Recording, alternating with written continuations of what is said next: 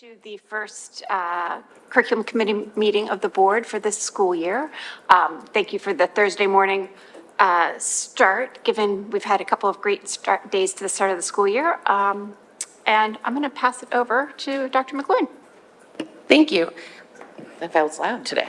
We have two contracts on the agenda this morning to start. The first one is for Ableton. This contract, if you recall, we brought you new courses last year, and they were Music Technology 2 and Music Technology 3 for the second semester. So this is actually the software for that course.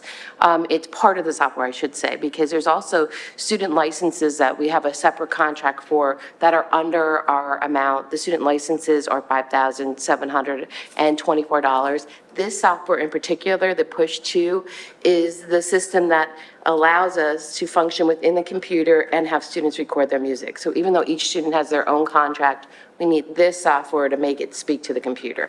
And so that's what this contract, the first contract is. We're asking for this approval to take it to the Facilities Committee next week. Is there opportunity for the middle schools to use this as well? It's only for the new high school course at this point in time. Yeah. So how come it wasn't a part of the package coming through with the new course?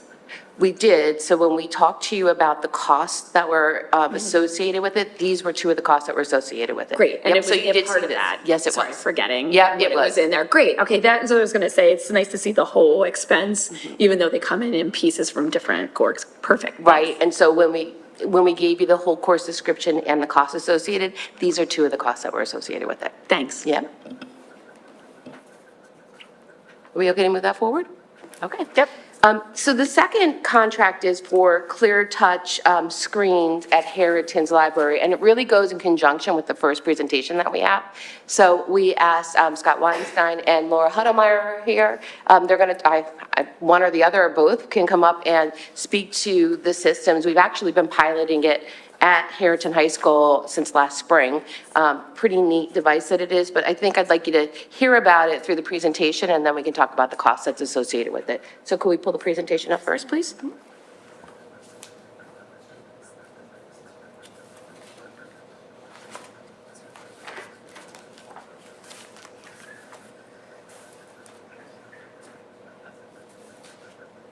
Good morning, everyone. Trying to get past security alert.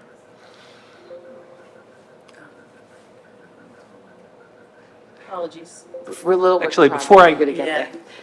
Thank you. If anyone's watching online or on the recorded, we are having some staffing changes, and so a little bit of on-the-job training this morning, so.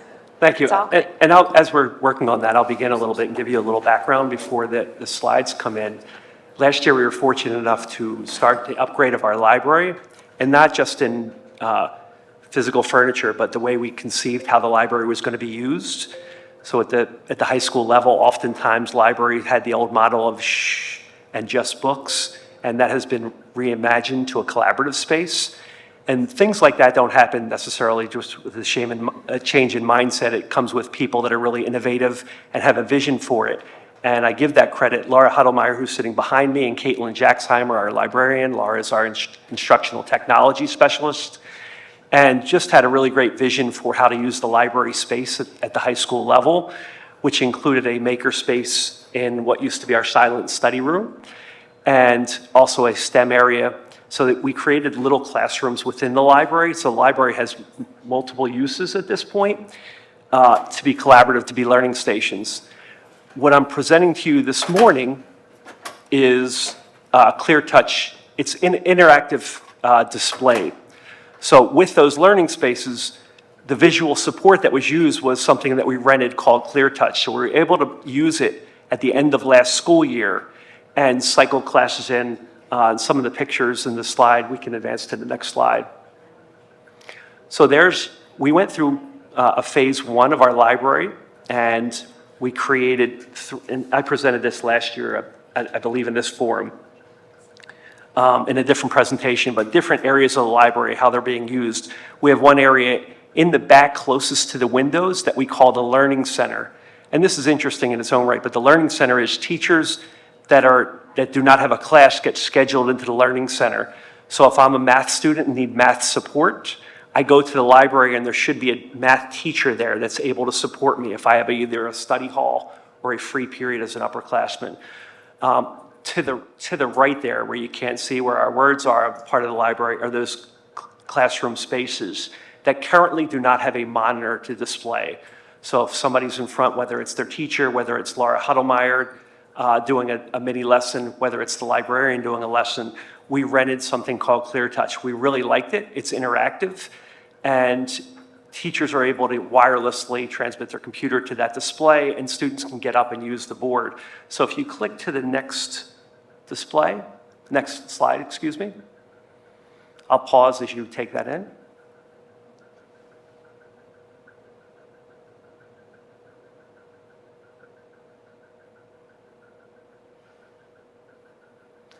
And the software that's referenced at the end there go really well with learning. So there's software that enhances learning. It's not just an interactive display that you can play on. There's actually programs that we can use to enhance learning. And if you go to the next slide, there we see different students using the board, our librarian at the bottom picture. So that area that she's teaching to as a whole classroom of students that are coming and cycling through. People are using our librarian and Laura for different reasons where they're coming in, and it's a schedule that's pretty vibrant throughout the day. People are coming in and out of there. And if you go to the next slide, this is the other reason that I think it's really important. So the first one would be to support the learning spaces that we created in there. The second big area is that room is used just about every professional development day, and sometimes days that aren't designated professional development. And you can see it's a pretty wide group of people, and you have one display. That display is a Clear Touch monitor and is currently rented at a trial basis. We decided we really like it, and that two would be able to fill the room where you'd be able to see from any standpoint.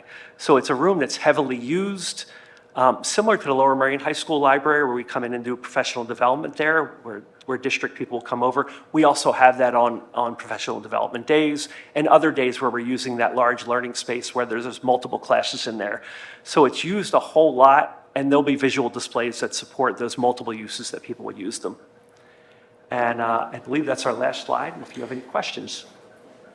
So one of the really big highlights of this that I just want to point out is that the laptop's built into the screen, whereas at BlackRock, when we bought the touch screens, we have to actually project onto it. So we've had some security concerns with it. With the laptop right in the screen, you just log into your account, and so that takes that away from it.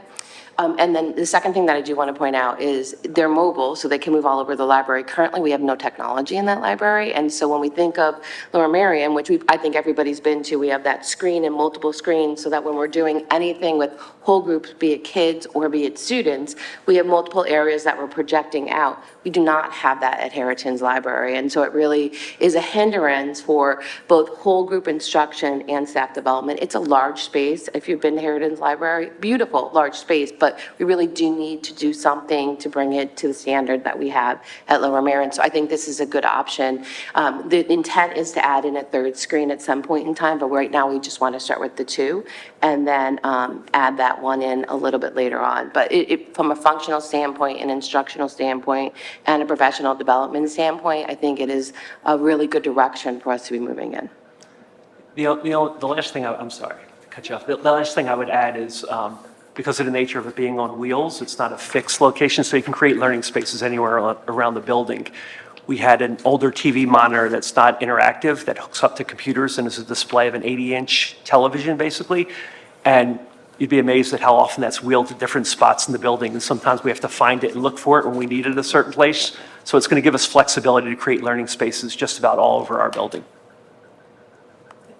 I think you anticipated my question, because I was just wondering if it was similar to the smart screens we've been purchasing for the other schools, and it sounds like this is just an all-encompassing, like, given the ability to move, because if you've got a projector, I'm assuming you can't move that screen.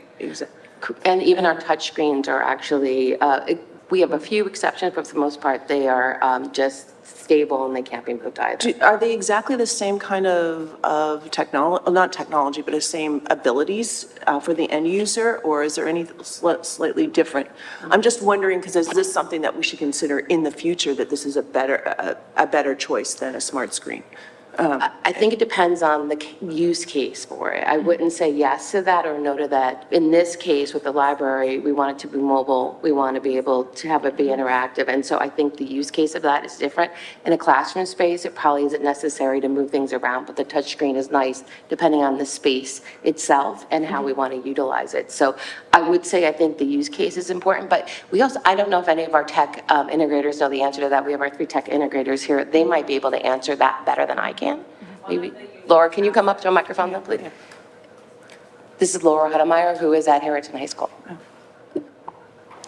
Hi. One of the unique aspects of the ClearTouch is it comes with that software that's built in. The software allows for students to access activities that are by grade level, reading level, math ability level. So you saw one of the students playing on the screen at one point. We've had like small groups come in where they're getting to select games. These aren't games that we had to set up in advance. You can actually create your own games as well and then share them out. So it is sort of open source in that way where teachers can share activities that they've made, which I do think sets it apart in terms of, like, I'm not as familiar with the middle school boards and if they come with that kind of software built in.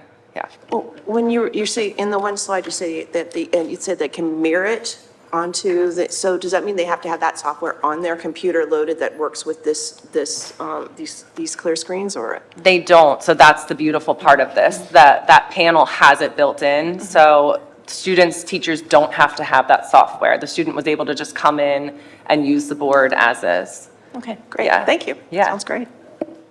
And Kim, Yeah, this is just Kim to- Phillips, who's our middle school tech integrator. Sure, and just to share the middle school experience, especially at Black Rock, where we have our new interactive smart panels, those also have like the smart technology built in, so similar technology to what Laura's mentioning.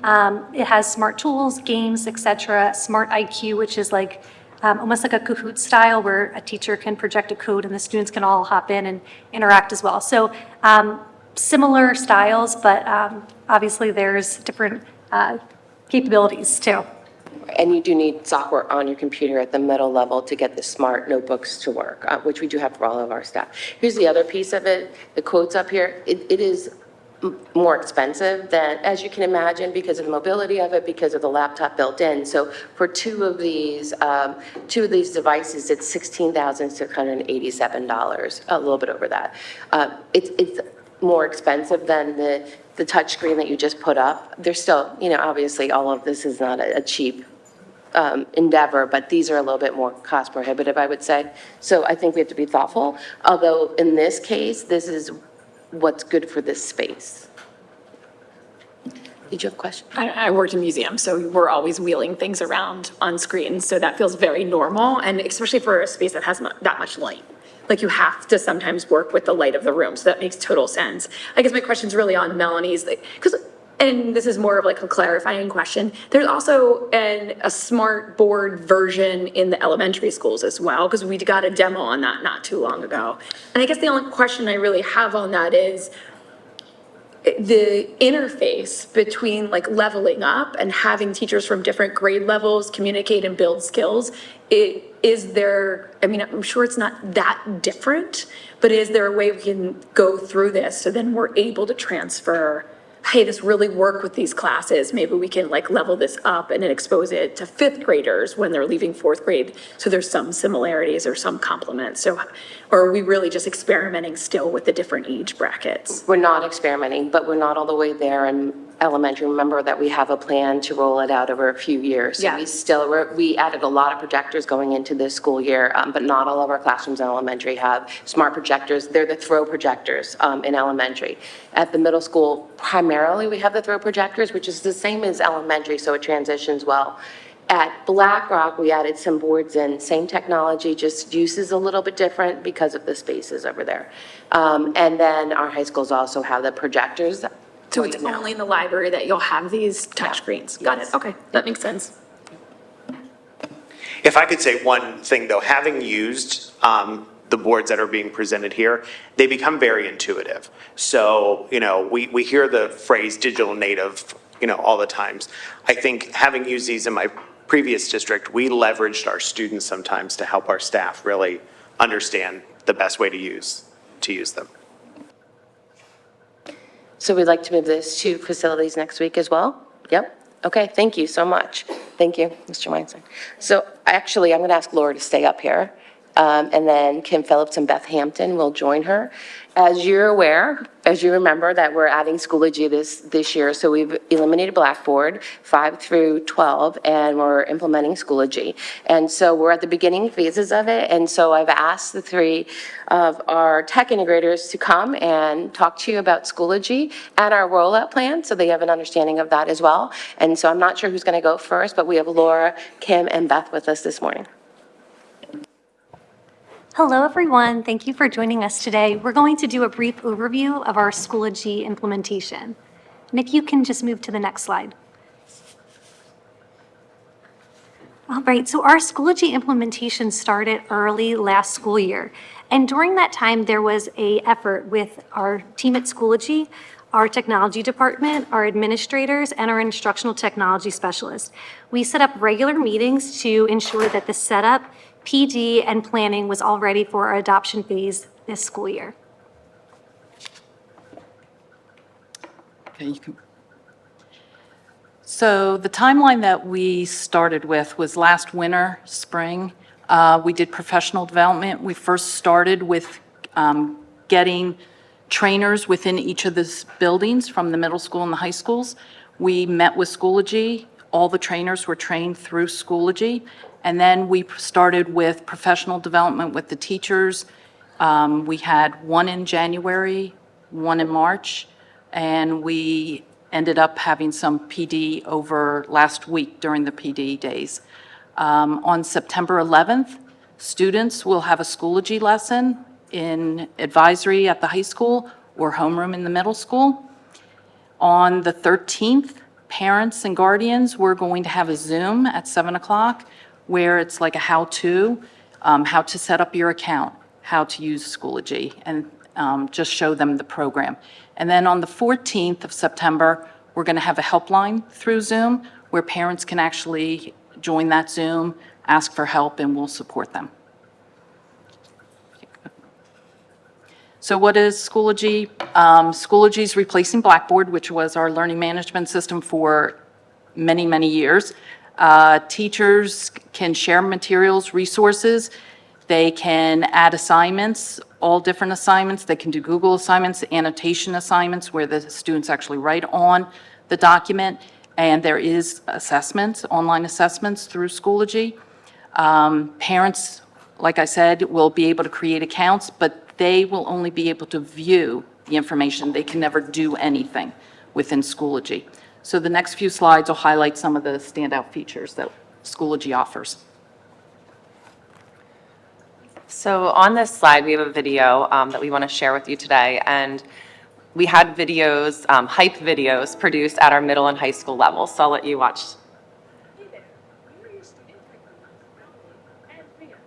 Because both middle school and high school will be transitioning from Blackboard to Schoology in the fall, you'll be able to access it via class link. We'll be introducing you to Schoology with our top 5 favorite things about it. For our first feature, we utilize Google Drive within Schoology. You might be excited to find out that you can sync your Google Drive into Schoology to use in your assignments. Next, we have PowerSchool. PowerSchool also works within Schoology. That way you can check your grades and attendance in one spot. Another exciting quality is the polling system. With the new polling feature, you are able to state your opinions on any matter. The polling feature is part of the new update system. Therefore, teachers are able to keep you up to date on everything using one platform. Speaking of things being in one place, we have Assignment Live in Schoology. No need to worry about opening up a bunch of different windows. Each assignment can be completed straight from Schoology. There are multiple ways to complete assignments. You can use Google Assignments, annotation assignments, which allow you to use different highlighting and editing tools to write over any PDF or image. And you can record video and voice responses to turn in as well. And that leads us to our favorite feature of all, the calendar. This is a fun and organized calendar. All of your classes will populate on one main calendar to give you an overall view of what assignments and projects that are coming up. If you have any tests, homework, or projects, you can write it into any day on the calendar provided. You can also color code it and keep it neat. I hope you are looking forward to using Schoology in fall 2023. So as you can see, those are some of the highlights that our middle school students are most excited about. There are many more features to Schoology, though, that we'll share a few more today. And if you could please go to the next slide. We've put a lot of thought into, supporting our parents and students and our teachers as well throughout this transition. And we're ramping up our student support right now as we're, entering this back to school week. So to support students, we have a one-page guide that simply helps them learn how to access, how to navigate, and how to update settings so they can get notifications. Like if they want text alerts or emails, they can sign up for those. It's really up to them. In addition, we have advisory and homeroom lessons taking place next week across all middle and high school grades. So students will be introduced further with some demo videos and time to walk through the website all together as a group. Something else that we felt really strongly about is maintaining consistency across courses. We know that as parents and students, navigating 8 different courses and more can be really stressful. So if you look up at that bottom picture with the pink box, we're showing you each course in Schoology will have a weekly planner, which our parent community is very familiar with at this point. That will be at the top of every course, and then teachers are adding a welcome folder, and that's right below the weekly planner that will contain their syllabus and any important course information. So we're hoping that consistency helps all of us to navigate together. And then we're going to learn more next about our accessibility features. All right, so some amazing accessibility features. One is the language option. So both students and families at home have an option to change Schoology into other languages so they can see all the navigation tabs in a way that's comfortable for them. But my most exciting feature that I think a lot of our teachers are thrilled about is the immersive reader. And an immersive reader is a screen reader tool. It allows students to be able to make the text easier to see. They can even have a reading bar that helps them follow along. They can have a picture dictionary. It helps building confidence for our emerging readers. It does word or whole text to over 100 languages. And it also just provides that scaffolding to ensure that students of a variety of needs can access that grade level text. All right, and the next tool is an advisor tool. So for teachers that are working into one-to-one capacity with students, they are actually put in as an advisor for those students. They are able to look at all of the students' courses that they're enrolled in, their grades, and their calendars to be able to assist them throughout their school load and also just making sure they're planning out for the week. In addition to this advisor tool, there's also something called a workload planning tool where the teachers, if they're putting assignments in with due dates, when they're putting in their assignments, they can actually get a notification on their screen of workload planning. If a student already has like 3 assignments that day, it will show up red, which is like, hold on, let's see, should we really schedule, this test on this day? Or should we be mindful of looking at what's on the calendar so it feels like a good workload planning for all students?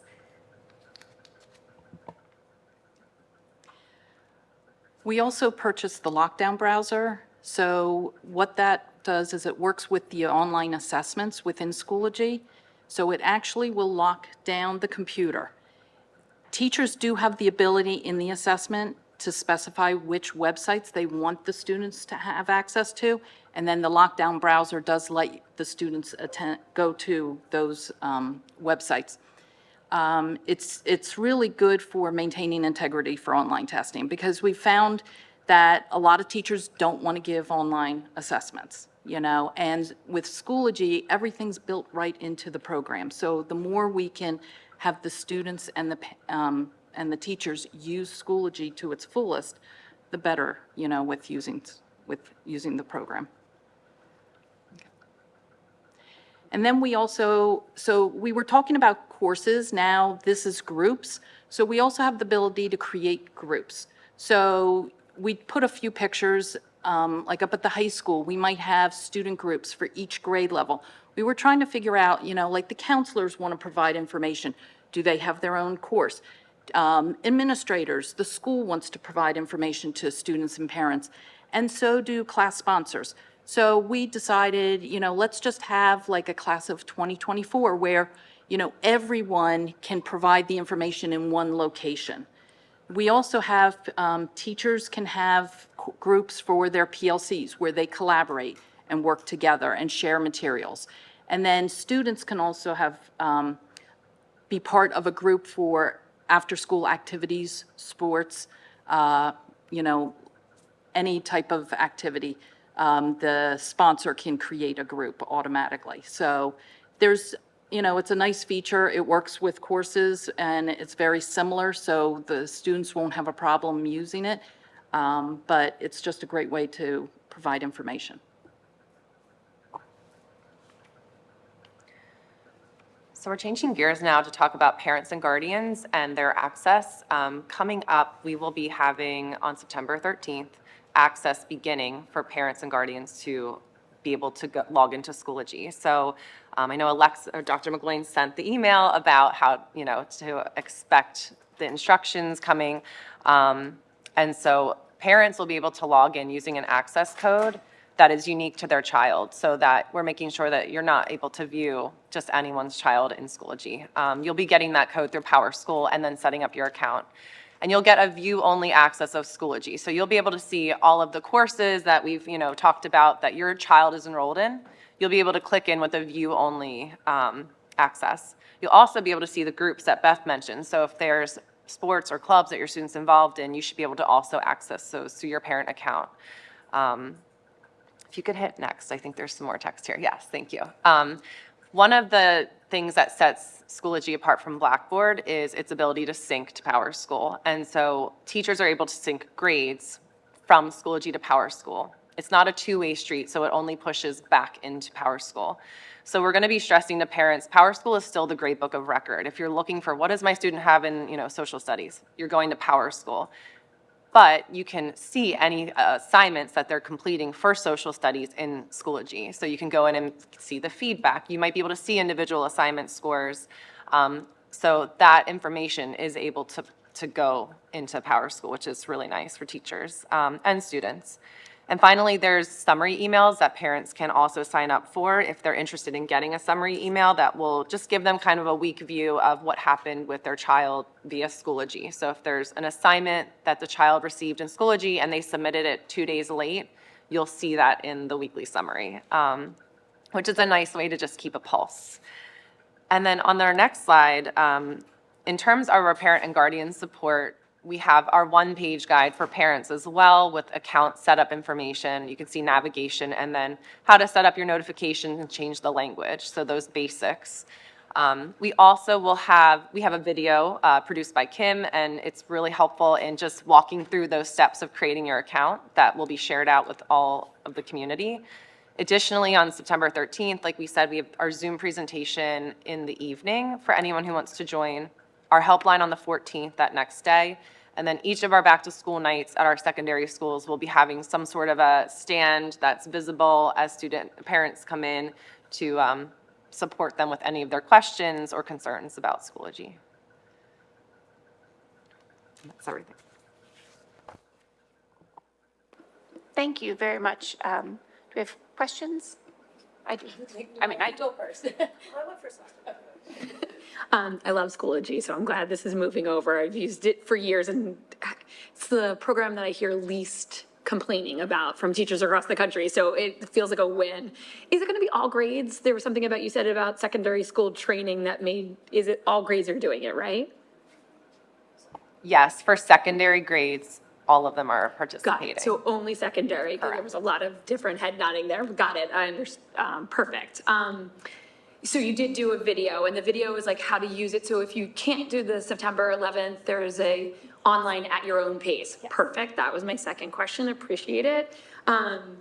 And Could I also add that Yeah. we're going to tape the Zoom session as well? So if people can't be there, we can also provide that as well. awesome. I laughed really hard at the summary emails. I'm not sure the high school kids are really going to appreciate those, but I could hear my kid already complaining about that. But the idea of the clubs is fantastic as well. So that's really just 3 mostly positive comments and a clarifying. So thank you. Mel? Yeah, this sounds like it solves a lot of the problems that we've heard complaints about. Like especially, I love that you're saying that you can look, you can have a calendar and look through and see like what the grouping of classes are for these students and whether this is a good time for a test. That's a big complaint you hear about from the students. But I was wondering, with Power School, the big thing, the problem was is that you look through and you look like your kid was failing because the grades hadn't been submitted.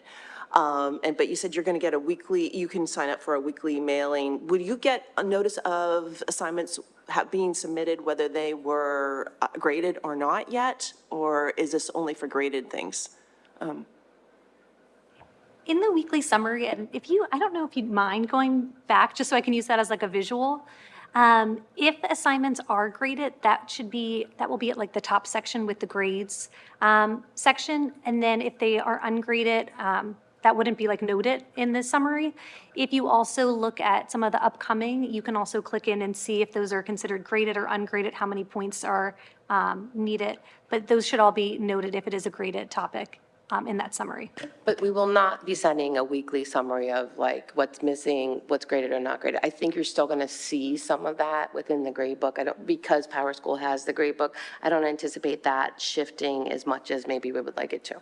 Yeah, but you said if it's kind of connected together and it flows, that probably, they're not having to do double entry then, which is nice. It is nice, and, you know, from a parent perspective, when I think of my own child, and I look at his Power School and know that grades are missing, I usually just make him go in front of me, but you could look then right in Schoology and say, okay, you didn't do this one, you didn't do this one, you didn't do this one, because parents have access to all of that readily, so it might be a little step, but as a parent, you could then dive in and see it more readily. Is it going to be collected to eliminate it all as well? No, they are separate systems, those Okay, two. okay. And I just wondered, are any textbooks going to be available through it as well? So we have been working through a lot of the integrations with a lot of our app-based resources. That includes our textbooks. So we have ClassLink as a product that is where it's like a password locker, but it also allows our students to access their online textbooks. That's how they've been accessing most of them. We've transferred, I believe, some of them so far to Schoology. In this first week, we're also working through some of the kinks of getting the online textbooks up and running, but most online texts should be available through Schoology, and if they're not, they would be on ClassLink. Okay, great, that sounds great, because lastly, it's just like a comment that I'm excited that there's more structure to it, because one of the complaints as having a mother of a child with problems with executive functioning was this, like, this teacher puts it this way, this teacher puts it this way, this teacher doesn't use it at all. It was so confusing sometimes to keep track of everything they needed to and find what they needed. So this is great to hear there's more structure to it, and it'll be more consistent across classes. Okay, well, thanks.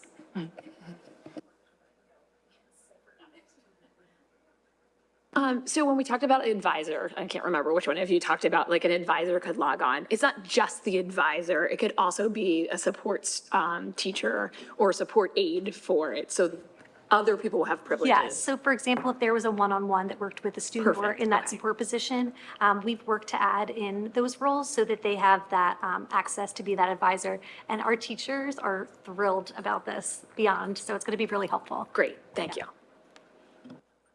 So I think some of my questions are follow-up. In terms of sharing it out, so I don't have a kid in the district anymore, so I'm not getting any of the emails. So something already went out to the families. I'm wondering if you can put it on the general calendar. It's not on the LMSD calendar, the September 13th. Just, September's so busy with so many things going on. And I'm sorry if I didn't catch this. Will that meeting on the 13th be recorded, that Zoom, so people can go back? So there's sort of the tutorial, and then there's also what's going to be the meeting, and then there's also that sort of help session. Gotcha. And I was curious on the language piece where you can, it translates it or it provides both languages? So for the language piece that was at the top of that slide, I don't know if you'd mind, I think it's slide that helps you. Slide 7. That language piece is for all the different navigation tools. So for example, going across the top of Schoology, there's buttons that say courses, groups, resources, tools. If you change the language, any of like those navigation tools will change to the language of your choice. And then to clarify below that, the second thing I spoke about, that immersive reader, that's something that if a student needs that as an accessibility tool, they can actually change word by word or whole documents to a different language. But if they choose that, they can actually flip between the original and then the translated version. Does that clarify? Okay. Yeah, that's helpful to me, just from a, and then for the parents, I'm just thinking of parents, right? So for the students, to me, sort of that side by side is super important, right? So that they don't revert to just their first language. But for the parents, would they be able to, does it change everything for the parents, like on that parent view, or is it just the tabs? It's mostly what's put in like the Schoology interface. But for example, if something was put in just like a Word document inside of a Schoology page, it would still be in English. Okay. So it's just like the Schoology navigation tools. Thank you. And the workload piece also really stuck out to me. I can see the huge benefit of it, but also I can see it being a little bit, because like at the high school level, once you're back past, I guess especially junior, senior year, not so much freshman, sophomore, that just such a wide breadth of courses available that it might feel stressful to be like, wow, you know, these students have this much, you know, because there's less consistency across the classrooms, but I think it's a really great tool. Actually, back to the language, is this something that the teachers who are teaching using foreign languages can set things up to be specifically in that language for that class, like say French or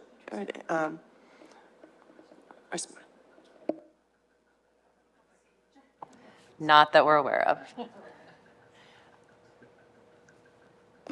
The one point that, if I could just interject, the lockdown browser is so critically important. Having used this for a few years without the lockdown browser, it really limits your functionality. And if we're preparing students not only to be successful when they're with us, but to be successful in whatever they choose to do when they leave Lower Merion, especially if they're going into post-secondary education, it really does set students up for success taking online assessments. Obviously, if there are students that online assessments are a problem, if they have a 504 or an IEP that specifically states that they won't take online assessments, we'll still make those modifications and accommodations. But the lockdown browser is a great addition. And one other piece, as we think about universal design for learning, having the immersive reader is so powerful, because as kids access texts, specifically in science and social studies, even strong readers might come across content that they're not able to read fluently. And so to be able to have that built-in support, I think is going to be a real game changer, particularly at the middle level. So I'm very happy to see that has strengthened in Schoology over the last couple of years. Can I just add something? What you said made me think about this. AP exams are going to start going online. So really having the lockdown browser is going to prepare them for that exam. So I think that it's really helpful for them to get used to using a lockdown browser, because when they do take the AP exam, I know during COVID, it was all online. And so everything was locked down for them. So this will prepare them for that. SATs are and PSATs are this year as well. So a lot of things are transitioning to straight online testing. I think you'll still see a variety for us, but it's something that we know that I actually wish it existed when we were in COVID, because how often did we all hear the students, like, were they really taking the test? Were they really not taking the test? But I think it's going to be a valuable tool for us. We have a plan moving forward. Our students will start using it full force starting on Monday. Our parents will be brought in next week, and we'll talk to the full board about this as well on Monday night. Thank you so much for joining us today. Thank you.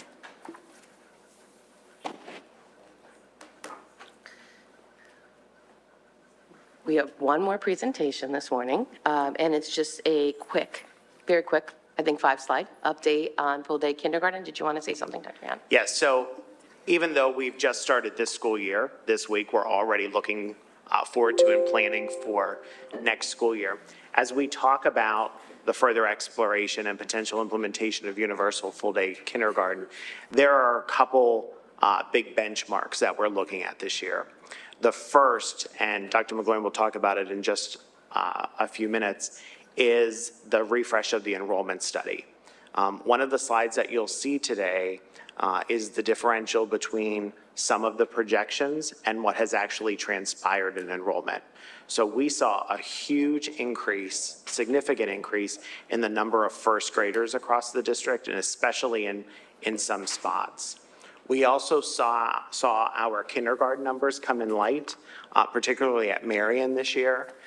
So as we go through this, I might jump in a time or two, and then we'll talk about sort of the timeline as we move through this year when we need to make some decisions so that we're prepared for next year and into the future. So as Dr. Yanni said, in the August meeting, you recall that you approved an updated study from the MCPC. That presentation we're anticipating happening in November. That date is going to be really important for us to plan how much staff we might need. In addition to that, though, we'll look at the August 1st enrollment against the district projections as well, and we'll update our own thoughts on what it might look like so that we could look at them together to really get a full picture. Today's presentation, I'm going to give you some numbers in a minute. They were based on last week's numbers. They're not accurate, that means, right? Because we know that students come and go. Some students don't actually show up for school, but we just needed a date to just put like a stake in the ground so that we could show you where we stood. So October 1st is typically that date that we use because everything's settled and we know our enrollment's fairly stable at that point. In addition to that, we're going to go back out and do visits again to reassess our space options within the district. So if you recall, last year we went over, we went out multiple times, and then as a district, we went over the results with the board. We'll go back out, and then we'll come back to you again and have that conversation. So the elementary principals, I think we're really excited that the new superintendent has an elementary background. I don't know how excited they're going to be when we go and reassess their buildings for space. I did an initial walkthrough this summer of each of the buildings. Now that we have kids in the buildings, it's going to give us a little bit of a better look. And also some more, we need to have some more sustained conversations with the principals about reimagining spaces and how we're using spaces in each of the schools. Thank you. Next slide. Yep. So as I said, we put some numbers together just to show you where we stood. It was on September 1st. I would argue that they're probably a little off from where they stand today, but it just gives you a picture of where we stood on September 1st and our counts from staffing as well. And so if you look at our current staffing for kindergarten and K+ together, our FTE count is 14.5 total. So 10 of those FTEs, full-time equivalents, are in kindergarten. You could see, as Dr. Yanni said, our projections for kindergarten actually came in a little light, and so you could see the numbers underneath in the gold boxes are the pluses and minuses, and I color-coded them a little bit on if they were over or under what the variance was from there. And so the projections from the MCPC were higher than we saw with kindergarten coming in, although I don't think it's astronomically different, except for if you look at Marion. Marion's 24 students off. That's pretty significant when you think about that, right? I don't know why, but that's the case that we were faced with. And with that then, brought with lower students, we had lower students that actually qualified as a student that we would typically put into a K+ program. In fact, right now, we are only sitting on 2 students that we felt qualified for it. So it was small, and we had other needs in the district, especially at Kenwood within first grade, and we took that position and moved it to Kenwood because we felt the staffing was more appropriate there. Our intention is to take Marion students and offer them Belmont Hills. Here's the reasoning. Belmont is also small, and they did not have a lot of students that qualified either. And so we typically try to keep our K+ classrooms about 10 to 12 when we're fully enrolled, and we know we have space to make that happen at Belmont. So our intent is to take Marion students, offer them, they don't have to say yes, obviously, right? But offer them Belmont Hills as a K-plus program. If they don't say yes, then we're going to figure out, like we traditionally do, how do we go in and make adjustments for those students and make sure we're supporting them within Marion Elementary School. And we have the ability to do that. And we've had some conversations about it as well, knowing that that could particularly be the case. So you see the numbers right now, they actually have changed slightly. For instance, Penn Valley has one more student than we have on this list. We know those numbers will go up. This school year, we eliminated EDK because we added K-plus in each of the buildings. So we're anticipating being full in each of those classrooms. When we're fully enrolled, our students are in and we get a better picture of every single one of them. So that's where the numbers stand right now for student count and our FTE count. There's 4.5 K-plus teachers. So our total of kindergarten and K-plus is 14.5 staff members. Our current first grade actually looks a little different than was projected as well, but in the opposite direction. We had more students come into first grade than was projected by the MCPC. I would say this is more significant when you look at it from a projection standpoint than kindergarten. 34 difference between Penn-Win's projection and what they actually enrolled. We have 30 more students at Kinwood than we had anticipated. And so, you know, when I say we had to move staff, we didn't anticipate all those students coming in, but they did arrive. So the projections were definitely off in first grade as well. We knew it was hard, though. Remember, we talked about COVID, MCPC talked about COVID, and projecting was going to be very hard because we were coming out of that. So hopefully when we look at the November projections, they'll be a little tighter than they were. There's currently 31 full-time first grade teachers in the district. Did you want to say something, Dr. Young? So Dr. McGloin said that COVID was a mitigating factor, and it definitely was. One of the things that the enrollment refresh will do will take that into account and also look at multiple years of data. The key piece of information that I'm most interested in is looking at live births of students that would be in kindergarten next year, because we know we have many, many families right now that are in private kindergarten, or whether they choose to stay in their private kindergartens or not will be the big determining factor. So one of the things that we'll need to do later this fall or early this winter is to engage with that community to get an understanding of, if we have universal full day, will you be coming here, or will you opt to stay in your private kindergarten program? And not every family will choose to come to a full day program, so we need to understand that data a little bit more. Interestingly enough, when I'm talking to superintendents around the county, everyone's first grade numbers are up. Our swing in some buildings, though, is truly statistically significant, so we want to keep an eye on that.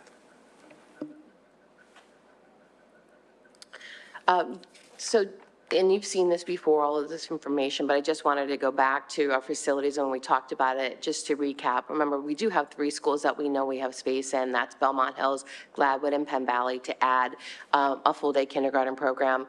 Kinwood would have some facility upgrade that we were recommending to make it appropriate, but we have space in that building as well.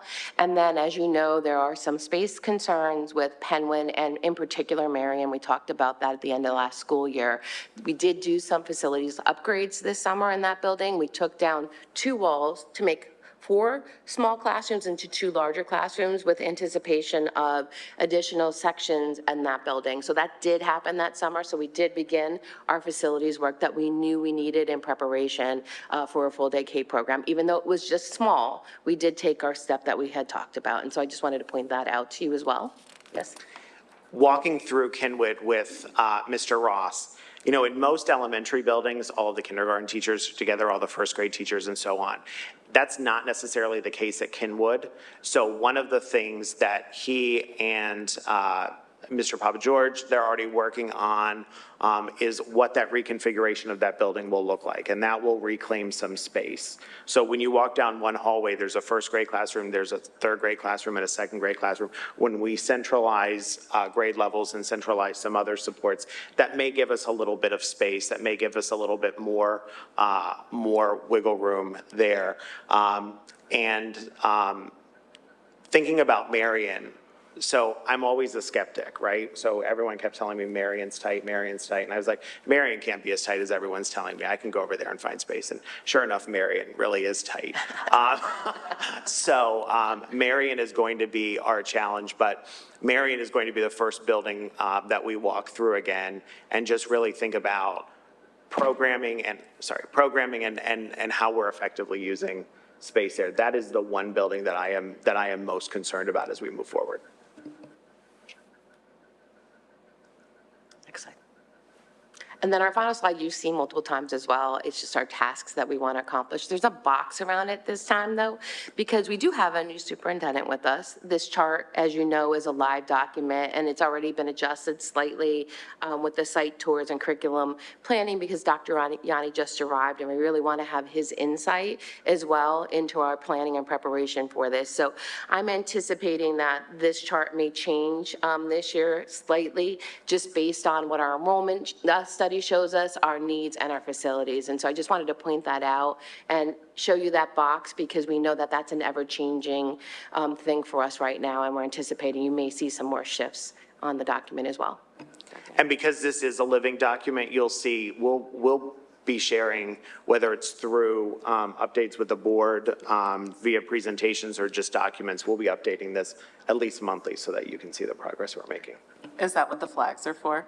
Flags mean it's done. They're also the really important date. So like we cannot make full day kindergarten happen next year if we were going to do that. If we didn't have our facilities finished by the summer of 2024, we wouldn't be able to open. So those flags are really important times. Yeah, that's why they're there. Great. Yep. Questions? So if I'm remembering, because I feel like it was like 2 years ago, but it could have been less time than that, it wasn't just COVID that we had questions on that MCPC report. There were other questionable factors of the way they cut the data. And so I'm just wondering if we're taking an opportunity to look back at the way they did the report.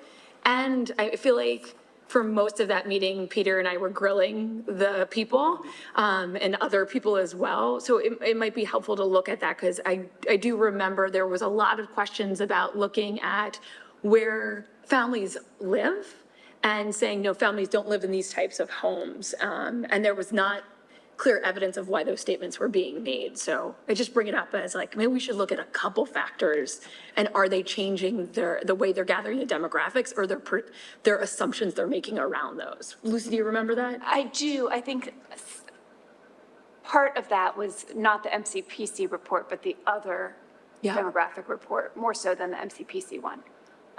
And one thing that sort of within our community that's a big push is that there's a lot of apartment growth that's going on. In previous MCPC reports, they had used a higher multiplier for Lower Merion than the rest of the county, and I don't think that they did that in the last report. But I also don't think that the apartments that are many more planned than have actually been built, and the ones that are built they haven't found it to be a huge increase in student population.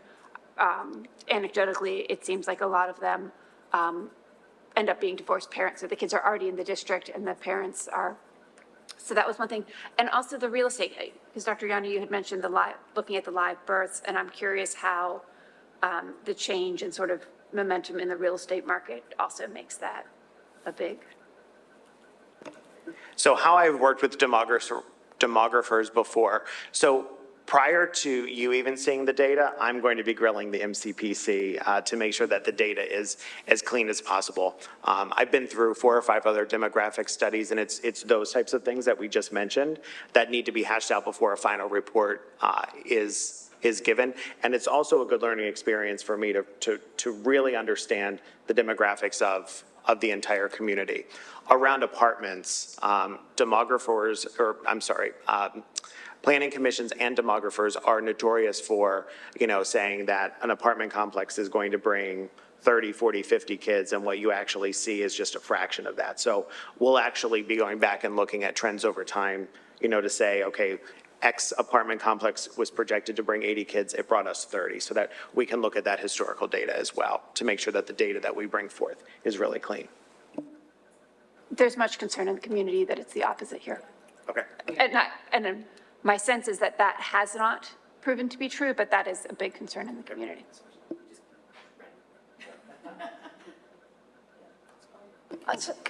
If you're going to be looking at the data for this next, and if there's a big change to how they've processed the data, can it go back to the next year's data to make so we're not comparing apples and oranges, we're actually comparing two similar data sets? Yeah, if there's a shift in methodology, then one of the things that we'll be asking them to do is go back and use that same methodology to previous reports, because otherwise, if methodology changes, it's futile to compare the two. Other questions? I've got a couple. So I'll do them out of order of how I wrote them. So is our impression that this first grade spike is a one-time deal, or are we anticipating, I mean, I'm asking you to prognosticate, but really it's just like gut feeling. And if you don't know, that's fine. But like, I'm just trying to get a feel for if we think this first grade thing is going to be an ongoing trend where we're always going to have bigger grades in a smaller kindergarten, or if once we have full day K, it'll sort of even out. Well, we always have a larger kindergarten than, I mean, a larger Larger first grade. first We grade. always do. Yeah. Yeah, because we don't, Oh, yeah, I because of know. the half-day programming, and so we always see I meant like a large supersized gain. first grade class. I don't know, supersized, but there's always a gain, so I would, and Yeah. now, if we put in full-day kindergarten, that I think we're still going to see a gain in first grade, and, you know, Dr. Yanni said that, because everybody will not choose to send their child to Right. full-day kindergarten in Lower Merion, for a variety of reasons. It could be that they have a sibling in the same school and they want to keep them there. Does not mean that they're not going to attend in first grade still. And so if you remember the MCPC report, which I think makes sense when they looked at other districts that had done full-day kindergarten, you see an increase, obviously that first year with full-day K, but then there's a secondary increase when you have first grade coming in. More students arrive. And so you would anticipate probably our numbers remaining at first grade where they are, and then, so it'd be a bump and then another bump, but a slight bump between K and 1 when you have a full day program in. Yeah, I just wanted to make sure we weren't getting blindsided by a giant first grade class again next year. Like, I just wanted, I don't know, I was trying to figure out if that was a one-time thing. Off. Which data? The data, the reporting data is off, so it looks. So we can't even- The baseline is wrong. I see, that totally Go makes, back and Well, you- readjust the. More for you. We're going to go back and readjust the baseline. So what you're seeing is an anomaly, possibly due to COVID, possibly due to a methodology issue. So hopefully we'll fix the data reporting so you won't ever see such a gap. We'll be closer to correct. But there's always a pattern for a bump up because kids stay in kindergarten programs because they've been in preschool programs with them. that right? totally. Yes, true. Got it. Very Right, true. so for example, if we were not doing this refresh, we would have gone back and readjusted the baseline and used what they call the survival cohort rate to adjust the data, because if we weren't doing another refresh, then next year's second grade would look off, and then third, so that's why I think not only do we have to do the refresh, but when they do the refresh, make sure that the methodology is the same so that we can see really how far off they were the first time. Perfect. That totally makes a lot of sense. Thank you for that, both of you. Okay, so I have two other questions in opposite directions. One is, so are we assuming that when we go to full-day kindergarten at Marion, that we're going to need to do partner schooling at Belmont Hills? Or is that only for this year and the K-plus program? I don't think we're making any assumptions at this point in time. We have not decided what we would, how we would accommodate Marion yet. And so I don't want to make any assumptions on that. It would be Belmont Hills because that may not be the case. We need to go back out. We need to take another look at the facilities again and then make some decisions from there. Okay. I think it also may, the decision may change year over year. So this year, right now, Marion has 107 fourth graders. So when that 107 kids leaves, if we're enrolling fewer than 107 kids, and if it's substantially less than 107 students, it does free up some space. But I think to the best of our ability, what we really need to be doing when we think of partner schooling is project 2 and 3 years out, because what we don't want to do is feel like we have the community in a ping pong situation where 1 year we're partner schooling and the next year we're not. And also taking a look that if we partner with Belmont Hills or partner with another school, that we don't create a partnership that then inadvertently overcrowds that building as well. Right. So we'll be looking at least 2 or 3 years out to see that when we make those decisions, that those decisions are as good with the data that we have at the time. Great. Okay, so my other question is just sort of logistical in general and how we handle kindergarten. And I'm looking at the halftime FTEs. And I'm wondering just how do we, when we have full day kindergarten and we don't have room for like half a class, how do you handle a halftime FTE if you have like, if you want 20 kids in a class and you have 30 kids enrolling, do you just end up with 15 student classes for everybody? Yep. We end up with 15 and 15 in that case.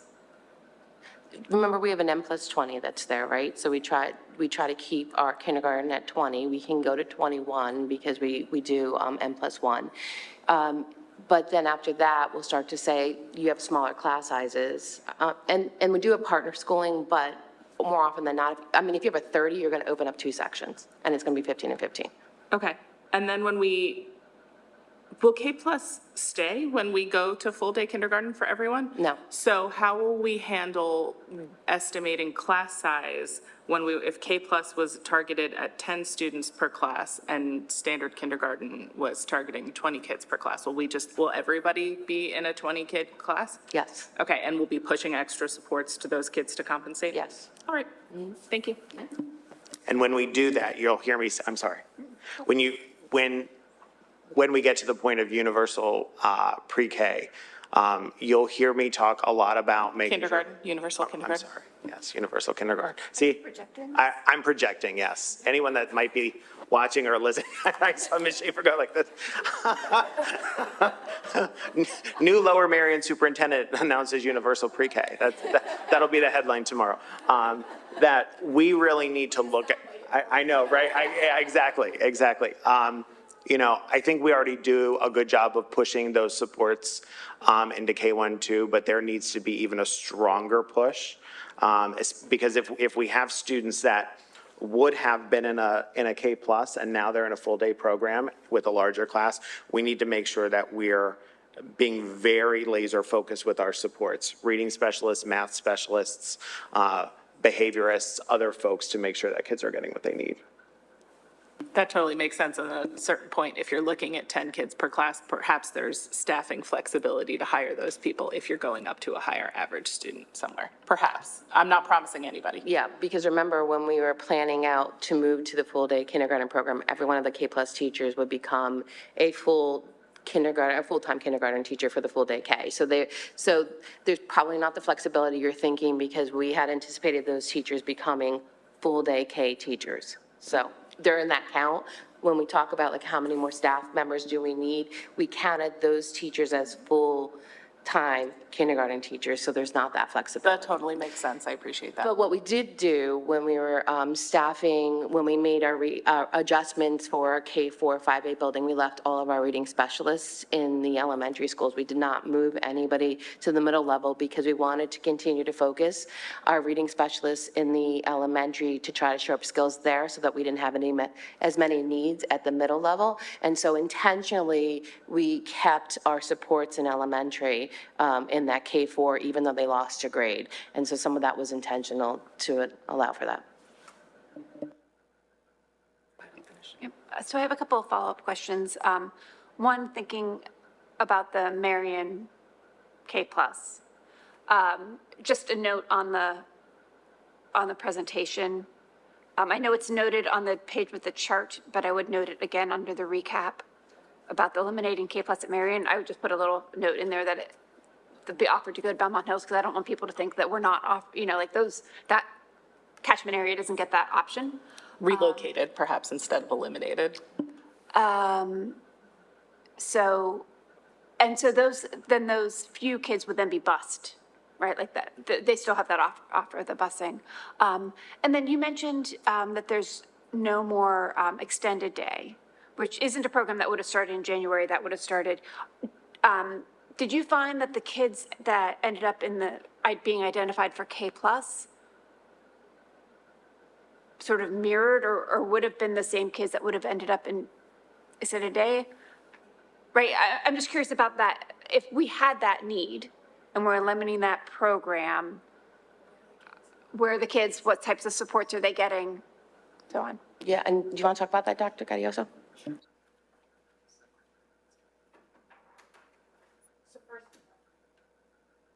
So first, I would say there's a range of different types of needs that students are going to have coming in, so varied supports. So saying they're exactly the same as, you know, the previous grouping in EDK is difficult to do. However, what we were able to do, because EDK didn't start until November, end of November after conferences, with the K-plus program, as student needs emerged, we were able to move a student into K-plus and fill seats there as possible. So really, we were looking just across the board at what are risk areas, what are need areas, and would they benefit. And in this case, the full day experience is the intervention, and they're having additional access to core. So I think you've heard Dr. Martin Patone talk about we're leveraging Tier 1, improving access to Tier 1, but also looking at what are those intervention needs. So both programs allowed us to individualize for students. I would say they were slightly different in design intentionally. From the get-go, EDK was more academically focused on targeted needs, and with the K-plus program, we were looking at trying to be innovative and infusing play-based learning applications so that students had the same core experience as in the kindergarten program, but with opportunities for extensions of learning, play-based learning that was really purposeful play and allowed students to really engage in relevance and engagement with their first school experience. So the design was slightly different, but the student needs certainly had comparability, and we were able to support within both programs. So I would anticipate the same would be true as we move into, both K-plus and the full day. So assuming that there's space, if there are students identified, that would have been identified for the extended day, they could be offered. I mean, I know that. Yes, right. With extended day, it was an offer. Parents didn't need to, like some parents chose not to take that offer. If there's space that there would be opportunity for that. Right, and that's our anticipation with the class sizes. You know, we looked at, for example, Marion, and we looked at Belmont Hills. We knew that without EDK, we were going to be able to offer K-plus to those students. So, and we also said it's something we would monitor. And I think we even raised at the time, like Penn Win, when we look at the size of Penn Win, proportionally, we may have some greater need. We may have to really just keep an eye on making sure we can meet student needs and be innovative with our response there. But our anticipation is K-plus gives us that opportunity. Thank you. So you're saying that we're not doing the extended day for other students. I wonder if that could explain why we had a drop in enrollment for kindergarten this year because of parents needing full day coverage when they're working. That EDK program didn't start until November, so it's not anyone that would have Yeah. come in expecting that. Right, those were just students that were identified with extra need during the school year. So, but we used to have a program where you could have a half day and then you'd go off too. Is that not? That's separate. That's separate. So we still have that program? You're thinking right at school, I think? Yeah, you're thinking right The at RAP, Right at school, K-RAP yeah. program, we still have yes, we still have the K-RAP program. Okay, then that, scratch what I Yeah, just the said then. complement programs too there, yeah. Okay. Great, thank you very much. Is this scheduled to be on Monday's board? I plan to just give a brief update. I don't know that we were going to go through these slides, but I was just going to give a brief update. Terrific, thank you. All right, well, thank you very much for everyone's time and attention this morning. Our next meeting is, I'll get there on this. In the future, on Wednesday, October 4th, 8:30 a.m. here, and it will be live streamed and recorded. So thank you very much.